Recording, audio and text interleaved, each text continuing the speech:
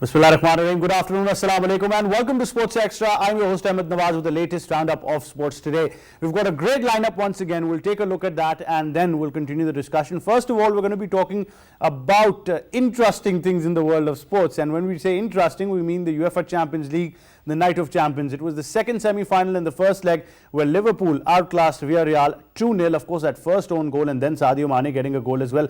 But I think we discussed the fact that Liverpool is a better side. Villarreal on a fairy tale journey, courtesy of Unai Emery, what he's been able to achieve with the side. They're only the second time that they've made the Champions League semi-finals after a long time. So I think we did give them credit that they might surprise Liverpool. But Liverpool, the quality side they are, 19 shots and then of course 5 on target as compared to Villarreal having only 1 even shot in action. So I think more of a defensive approach didn't work. Elsewhere we do know that Manchester City outclassed Real Madrid, but the comeback from Real Madrid and Karim Benzema with those 2 goals really limited the aggregate as well. It was a 7-goal game. I think it was a glorious Champions League night. I really enjoyed that game myself as well, and I think we did talk about it, that City winning a 7-goal thriller against Madrid and then Madrid's comeback where Benzema made sure that Madrid stay alive in the game, because now when they move to the second leg they will be moving to Madrid in Bernabeu, and it's going to be absolutely amazing because they've asked their fans to back them. So you never know, Madrid in their own fortress can definitely take it back from City. But it's going to be a very, very interesting encounter, very interesting Champions League. And of course with Liverpool, that hunt for the quadruple is still open, and definitely people want to know what's going to happen there as well. After that, we'll be moving on to some more stuff on Sports Extra. We'll discuss hockey, where Pakistan's tour to Europe continues. They won the first match against the Netherlands 5-3, but I think in the second match the Netherlands had a wake-up call that, look, we're at number 4, Pakistan is at number 18, let's play the brand of hockey that we're used to playing. And they did just that. It was Abdul Manan who scored the only goal for Pakistan as Pakistan lost against the Netherlands 4-1, but it's okay, because I always say that this is not result oriented. We need to take this as a learning experience, because we've got an Asia Cup coming up next month in Jakarta, Indonesia, and Pakistan in Group A is lined with India, Japan, Indonesia and Pakistan itself. It's going to be the most toughest pool, and I think considering those games on the 23rd, Pakistan is playing India, so it's going to be very tough. So let's take this as a learning experience. Now the third match, Pakistan is going to play against Belgium, then they're going to play against Spain as well. So no doubt, if the boys have lost, they won the first game, their spirits are still high and they're learning a lot of stuff as well.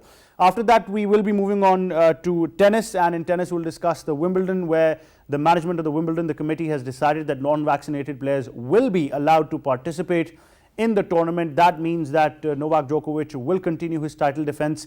It's been a very, I think, frustrating time for Novak Djokovic after the Australian Open, where he was not allowed to compete, then participated in 1 or 2 tournaments, lost in the first round, couldn't ace it, went to the finals of one, lost it there as well. So the form, the mental pressure, the physical agility, everything is up for to be tested. But I think the champion that he is, he's going to make a strong comeback in Wimbledon. That being said, the committee also upheld another decision, and that was to uphold the ban on Belarusian and Russian players. They will not be allowed to compete, which I truly think is really, really damaging for the sport of tennis itself. Individuals should not be targeted because of how things are going on politically in their home country, and the reaction of their own government. That should not be blamed on them. So, but they still have the doors of the CAS, the Court of Arbitration for Sports. So let's see how things go on there as well.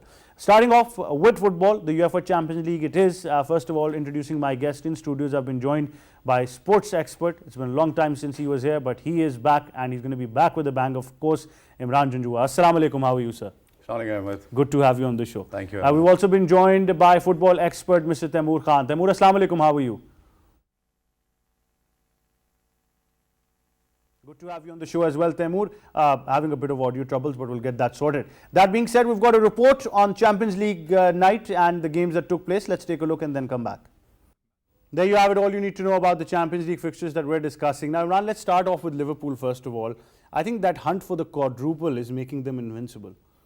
I think they're the best side, best Liverpool side that has ever played. And I think if the players are up for it, the tactical masterclass by Jurgen Klopp and the midfield, Thiago and Firmino, if they uphold all what's transpiring, I think it's going to be great historical quadruple. Right. for Anfield. You think Villarreal were probably more of on a defensive approach than attacking football? It was always a yellow wall against the tactical masterclass of Jurgen Klopp, as we've been saying. But I think they have done it against the two European giants, Juventus and Bayern Munich.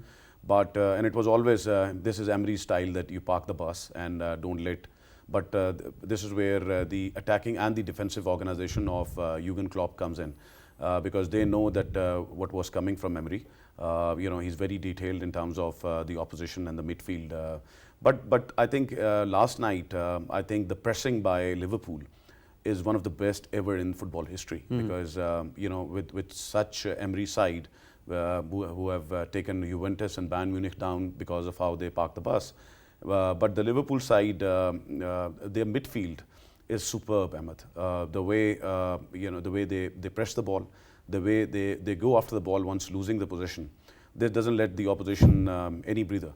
So I think the first goal was of course that was a lucky one from Henderson, An own goal. on goal. But this is what the great side does. That in first half, it was very docile from both the teams. But when they got a chance, and sublime touch by Mo Salah, a touch of class in just about 2 minutes, and there you go. So they're all favourites to qualify for the finals. Definitely. And this would be their third final in 5 years. In the span of 5 years. That is very interesting indeed as well. Temur, what would you have to say? Obviously, the hunt for the quadruple is still there, but that is one holy grail that's not easy to achieve. Teams have tried it in the past.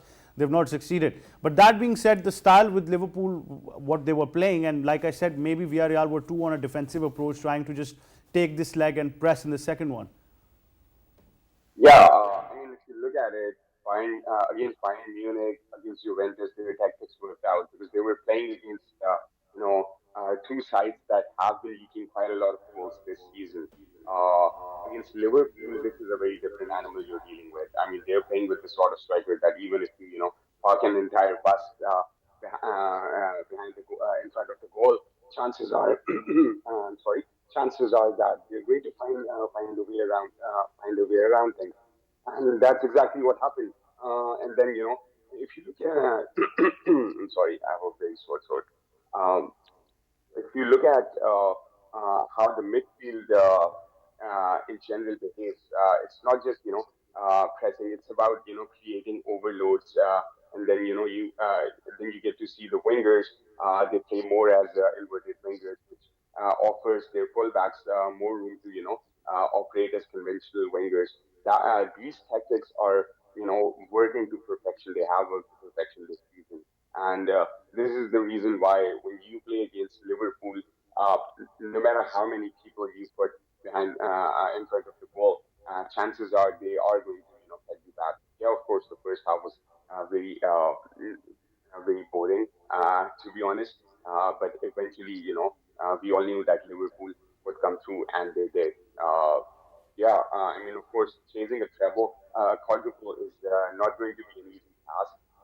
But then again, if there's any team that you can bet on doing it right now, it is Liverpool. They are playing some really amazing brand of football right now. Definitely. I think more or less you can be sure that probably Liverpool's going to make it from here. But before coming to the second one, we'll come to that in a bit as well. One thing is for sure that they've got so much on their mind. The FA Cup final is a long time right now, so they still have time for that. But the way the league is going right now, the hunt to be the champions of the league with City, that playing on their mind, then a Champions League fixture. But out of all of this, Jurgen Klopp has still managed to extract the best from his side.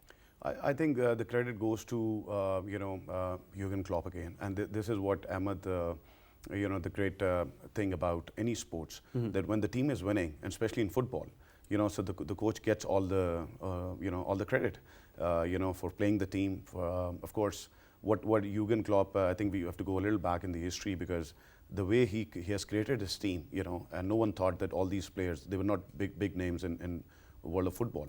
But the way they are playing right now, I think this is the best football side right now in the world, and the best manager. I think they have the advantage because the side is completely healthy. Their bench strength and people who are playing. So all are enjoying, all are healthy. So this bodes well for, especially at the end of the season where your team is gunning for four. They've already won one title and going for 3 more. So I think they're going to be all right. They have replacements. Bench strength is pretty strong. So I feel it's going to be great. Going ahead. Thiago, the way the midfield is playing, they have Van Dijk. And one of the world's best keeper also. So I think they should be doing great. Let's say they move forward, Imran. Let's say they move forward to the finals. Most probably they will. They're either facing City or Madrid. What should they do then now? Because one stat that I look, 19 shots and then 5 on target, a bit defensive Real were, I understand. But what should they look to improve on if they want to get through City or get through Madrid to win that final? I think, Ahmad, seeing the 2 matches, I think they'll be very delighted. We will talk more about the City and Madrid match. But I think the way City and Madrid are playing, Liverpool will take them for a ride. Why? Because what you saw yesterday, the scoreline doesn't reflect the kind of Jurgen would be. He's thrilled with the performance because the Emery side again. The way they play and the way they've been playing in the last 2 legs against Juventus and Bayern Munich.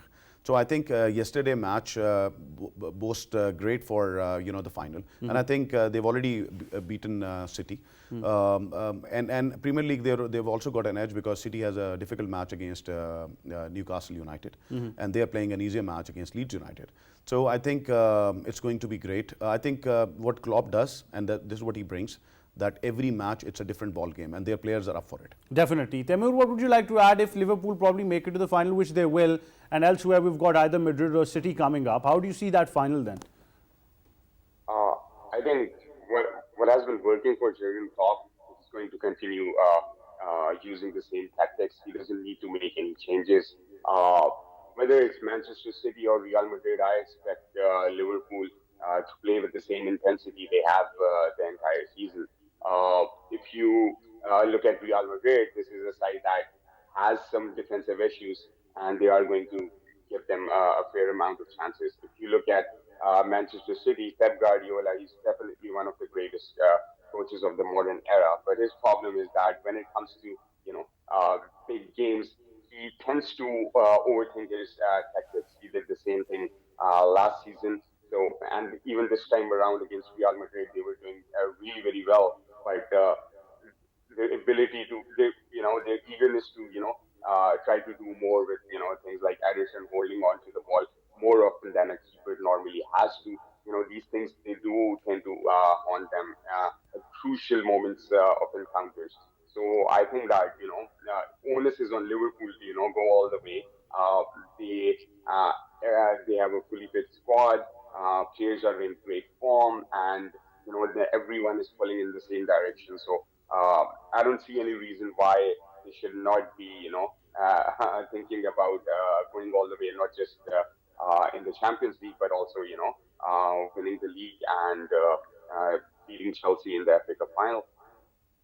Definitely. Now coming to the big game, and that was, of course, City against Real Madrid, a 7-goal thriller. City, of course, winning it, but the comeback from Madrid was absolutely superb, making sure that they've got a life when they move on to their own home fortress at the Bernabeu when they take on City now in the second leg. The aggregate has been reduced, but what a phenomenal game. It was an excellent game. I think City could have scored 8 goals. They have missed a lot of chances, and I think against Madrid, as we were discussing before the program, I think with Benzema and where Real Madrid has played this tournament, their history of 13 titles behind them, I think, and then taking because if you I think overall, if you look at the game yesterday, whenever they were 2 up, they have let Real Madrid come back in the match and the tournament. So I think one goal difference with Benzema, and this is what Real Madrid does, that in about 3 or 4 minutes they can completely change, and they don't mind how many goals are scored against them in this Champions League. The composure was there. Like yeah, of course. So I think they were missing few players too. So I think in the next leg with Luka Modric and Toni Kroos was not there in the last match, because he always needs a withholding midfielder. He's not the one who who's very good at the withholding role. So I think the next match is going to be very interesting. Of course, right now, I think the Liverpool and Manchester City, they are one of the best two sides ever to play the football. You know, in terms of not just their coach, their mindset, their energy, the bench strength. The midfields. So overall, these two teams are the best. Of course, it's going to be City who's going to be the favorite to qualify and play against Liverpool, and it's going to be a dream final. All English final again. All English final. It's going to be a dream final. In France. But I think Benzema has something up his sleeve, and and City, what they have allowed, what a cool penalty. And I think I was listening to Thierry Henry. He said, I would never take a penalty like that, because what he did was that he missed 2 penalties in last 1 week. And taking the penalty, this shows what Karim Benzema's run and mentality is. Absolutely. And because you normally don't go for such kind of a penalty, especially in a European decider. But this shows that Benzema is up there. Manchester City, they have all the form, they have all the players to take their side to the final. But it's going to be interesting back there in Real Madrid again. And definitely. Very interesting as well. Temur, 2 things right now. At least one side of Manchester is playing exceptional football. So let's just accept that. And the other one is that probably the composure of Karim Benzema is absolutely amazing. Yeah, I mean, here's the thing. When it comes to Real Madrid in Champions League, this is a team that's built to, historically has been built to do well in European competitions. We saw it against Manchester City. They had so many chances. They could have put the game beyond any doubt, but they just did not take their chances. Any other opponent, any other night, they would be entering the second leg with a 2 or 3 goal advantage, which is a very healthy advantage. But right now, Real Madrid, I think they should be considered favorites. Of course, Manchester City are not going to, play a defensive brand of football at all. They are going to look for another goal to give themselves an advantage. But at the same time, Real Madrid, as long as they have, guys like Karim Benzema and Vinicius Junior up front, and when they have Luka Modric and Toni, who's pulling the strings from midfield, they have every chance of doing exactly what they did against PSG. So, let's see what sort of team Guardiola goes for, because that could be the defining moment of that impact. That would be definitely. But Temur Khan, thank you very much for joining us on Sports Extra. On that note, we'll go towards a short break, but stay tuned. When we come back, we're going to be discussing hockey.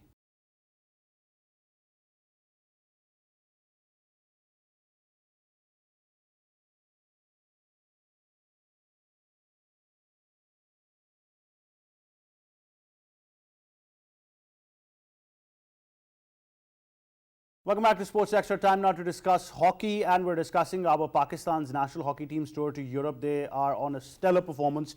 Won the first game, of course lost the second one, but like I said, let's not be result oriented. This is a moment to learn. A lot of credit needs to be given to the Pakistan Hockey Federation and the coaches and the managers that are with the team, these young boys as well. Some of them experienced, some of them new. So I think all in all, we're on road to making a great enough hockey team once again to win us international tournaments as well. To discuss this further, we've been joined on Sports Extra by former Olympian and somebody who's with this contingent right now in Europe as a manager as well, Mr. Khawaja Junaid. Assalamu alaikum, sir. How are you? Sir Junaid, can you hear me? Technical difficulties, but Imran is still with us in studios as well. I mean, first of all, the thought of having at least an international tour, giving that exposure of the brand of hockey that is being played in the world, how important was this? I think it was very important because they're trying new players, and it's Asia Cup, and Asia Cup is a qualifier for the World Cup. Pakistan has not played 2 World Cups now. So I think it was very important for the federation to give youngsters a chance, and I think credit goes to the Netherlands Hockey Association, who have not just allowed their main players to play against Pakistan, but so it's a good preparation tour for the youngsters to grow their stature for the upcoming tournaments, especially the Asia Cup. Let's accept that there has been a visible difference in our brand of hockey. You would, as a sports expert, also remember the times when we had the glory of hockey, and now to a time when we see things changing. a lot has gone wrong with the Pakistan hockey team, as we all know. The interest level, the way the glory days are all over. But I think it's our national sports, and we should all endeavor to support the players and the association. And the youngsters to come and play this game. I think there's a lot of corporate sector support which needs to be there. A lot of money which needs to come in, like cricket. Absolutely. So that Pakistan hockey can come back. Of course, with the offside. Definitely. With the offside rule and a few other things, I think Pakistan has suffered. But I think going ahead, Pakistan shall come back. We will, inshallah. And that is the hope. Now, to talk more on this, we've been joined by former Olympian, somebody who's remembered for that bronze medal in the 1992 Barcelona games as well. And he's with the team as well, the contingent that is in Europe as a manager in that role as well. Mr. Khawaja Junaid is joining us. Assalamu alaikum, sir. How are you? Ji, fine. Alhamdulillah. Walaikum assalam. Sir, thank you very much for joining us. First of all, I think congratulations to you, to the Pakistan Hockey Federation, that first of all, we've been able to achieve such a monumental feat of taking our team to an international tour. In your aspect, sir, how important was this at this time? Well, last 1 decade that we did not play against the top level teams, the high pressure matches. That's why our boys, they cannot handle the top matches. So that's why we, did not perform well in the tournaments. So these kind of series against the top teams, they always play an important role to groom the players. And while you playing tournaments, then they can handle the situation. So I believe it's a great help from the Pakistan Hockey Federation to arrange this tour and give a very good experience against the top teams to the players. Sir, we know that we were able to ace the first game, which was a big surprise, 5-3. Of course, lost the second one, 4-1. But like I keep on saying, and I do believe that you would agree that this time we do not want to see it result-oriented. But how much are we able to learn from this experience? Yes, you said very well that, in the first match, we have started with the 7 debuts. And we have 7 other players who played under 10 matches. So we are lacking in experience. And now in these matches, particularly in the first match, the Netherlands team, they did not know about our players. They surprised them. They played fantastically, and they did less mistakes. We converted most of the plenty corners. It's almost 45% average. So to me, it's a big experience for the youngsters to win against the world top team. And no doubt, in the next match, they have advantage of their home ground, and also, if I comment like this, that they are physically much better than us. And in the second game, they keep the tempo, and I think they did less mistakes, and they score, almost all the goals. So that's why I believe the second match we did not perform well in this regard. Otherwise, in 2 games, the players, they are, feeling so good. They are talking each other, and they now understand how to handle the top teams and how to control the stress while playing. So, this all we wanted as a management, to groom the players and give them the experience. So, next up, we're playing Belgium and then Spain as well. What would you like to say about that? And also, at the same time, the schedule for the Asia Cup has been announced. Pakistan is in a group with India, Japan and Indonesia, and they've got a match against India on the 23rd of May. So what about the preparation and the focus for that, sir? Because obviously direct qualification for the World Cup is on offer. Yeah, you're right. This tour is particularly designed for the Asia Cup. Before the Asia Cup, we wanted to play high-pressure games, and then we'll get back to the Asia and play, with the top teams of the Asia. Unfortunately, we placed with, 2 top teams of Asia, like India and Japan. So 2 teams from each pool, they will qualify for the World Cup. So we have to work very hard to get this place. I believe the players after this tour, they are mentally groomed and mentally strong, and I believe in the Asia Cup they perform well. Definitely that is the case. Now, sir, finally I must ask you, there has been a lot said about the brand of hockey being played on the international level, how we have been lacking. I think one of the primary focus of the PHF and all of you who are involved with the team has been able to work on the fitness of our team as well. Why do you see that these problems have existed? Let's not go through these problems, but how much is it improving, and what does the future have as far as the fitness of our players is concerned? Yeah, you said very well. Right now we are having the services of top 4 coaches from the world, like Daniel Barry from Australia is a top physical hockey trainer, specific hockey trainer. He is attached with us. And then we have a goalkeeper coach, Bob Veldhoff from Netherlands. Then we have a trainer with us, Ekman. And then we also get the services of the bloody corner coach. So, I mean, the federation, in this regard, they are very serious and they are doing all the steps which are required to improve the players and the team. So no doubt the fitness is the top priority if you want to execute the skills. So I believe within, you could say this year, we have a very heavy schedule. Our players technically, tactically, physically and mentally, they will improve a lot. Definitely. Imran, I understand you have a question for Mr. Junaid. Khawaja sahab, assalamu alaikum. Walaikum assalam. Good to hear you after our last meeting in Lahore. Khawaja sahab, just a question that you were saying that Federation has done what it all takes for the team to go ahead. But do you think that with this international experience and the people from Holland with us, do you think that domestically we need to improve our coaching systems so that our youngsters, because there are a lot of individual academies out there. I think you have one of yourself also. So I think, do you think that going ahead, Pakistan Hockey Federation, do you see that they are focused in improving the game at the grassroots level? Yes, your question is very valid.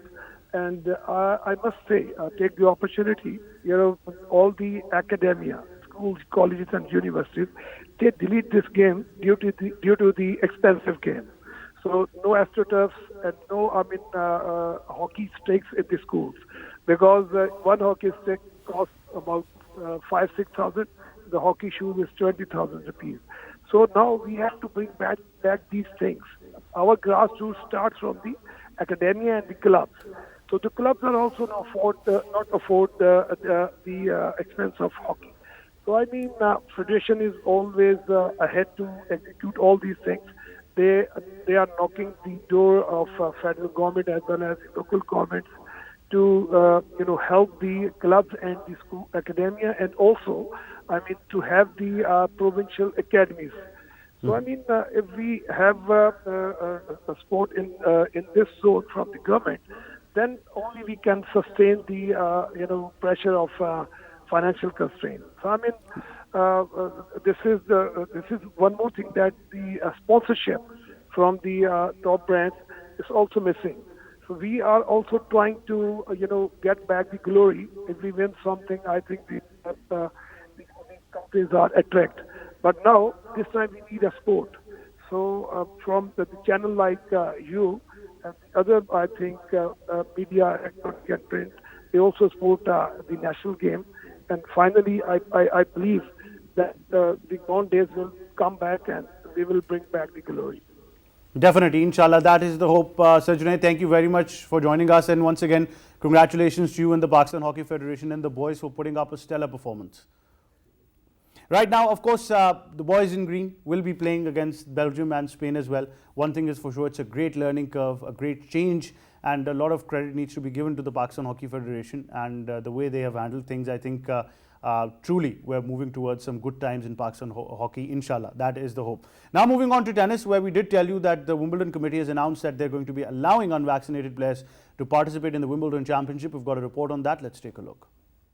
Novak Djokovic will be allowed to defend his title at Wimbledon despite not being vaccinated against COVID-19 because the shots are not required to enter Britain, as mentioned by the All England Club Chief Executive Sally Bolton. Djokovic, a 34-year-old Serb who is ranked number 1, missed the Australian Open in January after being deported from that country because he was not vaccinated against the illness caused by the coronavirus. During the annual spring briefing ahead of Wimbledon, which starts on June 27, Bolton said that whilst of course it is encouraged that all players get vaccinated, it will not be condition of entry to compete. We're planning to return to a normal championships this year, and so we don't intend to implement any of the COVID-19 measures that we saw last year in any substantial fashion. Djokovic, in addition to being unable to defend his championship at Melbourne Park after an 11-day legal saga over whether he could remain in Australia, had to sit out tournaments at Indian Wells and Miami because he couldn't travel to the United States as a foreigner who is unvaccinated. After what happened in Australia, Djokovic said that he would be willing to sit out other Grand Slam tournaments if getting vaccinated were a requirement to compete.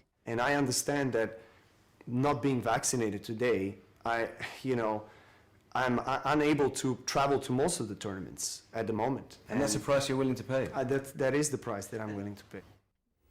Well, there you have it. I think it's a big decision. At the same time, upholding the ban on Russian and Belarusian players says it all as well. But for particularly Djokovic, Imran, how important does this decision become? Because he has gone through a lot over the past couple of months. I think tennis without Djokovic, suffers. So I think it's a good decision by the All England Association to allow Djokovic and all because I think we are good now with the with the COVID situation and coronavirus. So I think it's great for the tennis to welcome back Djokovic. Of course, he's coming back with a lot of package. So it's going to be interesting. It's going to be an open tournament. But he's always been a crowd favorite, Djokovic. That humor element, imitating other tennis players, the crowd has loved him. Yeah. How difficult is it now to regain that trust back because of what happened at the Australian Open? Whenever any player at their level, there is a lean patch or you're not playing, so it has an effect on your game because you need consistency and you got to practice every day. Of course, he's been practicing, but playing competitive tennis, and there were a lot of tournaments that he has missed out on.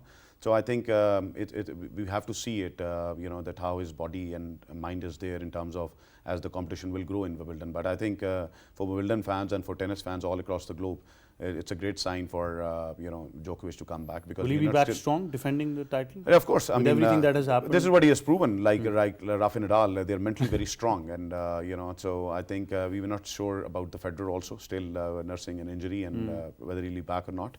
But I think Wimbledon needed Djokovic to come back, and it's great that he's back now. But the other side of the story, upholding the ban on Belarusian and Russian players, what is your take on that? I completely agree. I mean, sports and tennis should have been kept separate from the political, the stories being built up, and I think that it's a great loss.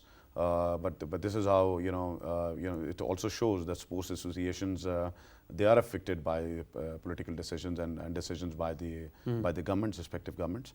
But I think going ahead, I think ATP and the Players Association, they should arbitrate in the as you mentioned in the required forums, including the arbitration court, that such a ban should not be there, and the players should be allowed because the players are much bigger than all this stuff going on, and if they are allowed, it's good for tennis. And because you're talking about some great youngsters who play tennis right now. True. If you're not giving them a chance, so tennis is going to lose. Definitely going to lose, but that will be the case. But Imran, thank you very much for joining us on all of our segments. Always great having you on the show. Great insight as well. Now we've been joined by a tennis player and fellow anchor at PTV, Meheq Khokhar. Meheq, Assalamu alaikum. How are you? Assalamu alaikum. I'm good, thank you. Good to have you on the show as well. Meheq, now big decision from the committee when we talk about allowing unvaccinated players, but more of it transcends to having Djokovic at the championships. How important is it for him now? Because obviously these last couple of months have been very frustrating. Definitely. I mean, it's great to see him back in action on the Grand Slam arena because he was missing in Australia and then even with the French Open. But the thing is that I think what's going to be really important for him here is will he be able to equal Rafael Nadal's record? We know that even though he has played a few matches since coming back this year, but his performance, and even though his performance hasn't been that high, but at the same time, I would still keep him definitely as one of the contenders for the Wimbledon title because I think he's the big three players, they definitely up their game when it comes to Grand Slams. And I think that's what Novak Djokovic is going to do. And I think he's going to be more hungry for it as well, just because he didn't get a chance to compete at the Australian Open. And so I think the hunger is definitely going to be there for him to come up with that 21st Grand Slam title. Meg, finally, like I said, that a player who's the crowd favorite and has enjoyed the love of the crowd with a humor element, always been a darling in the courts. How difficult is it going to be to focus on tennis and regain that trust, because that has been lost after that unvaccinated status? Definitely. We saw a lot of fans going against him. I mean, of course, he had his supporters back in Serbia and in a lot of other countries as well, but majority of the people were against that decision that he made. But I do think that since his interview came out, I think it was in CNN maybe, where he made it clear that the reason, for me, what's bigger is my health, not anything, any matches or anything of the sort.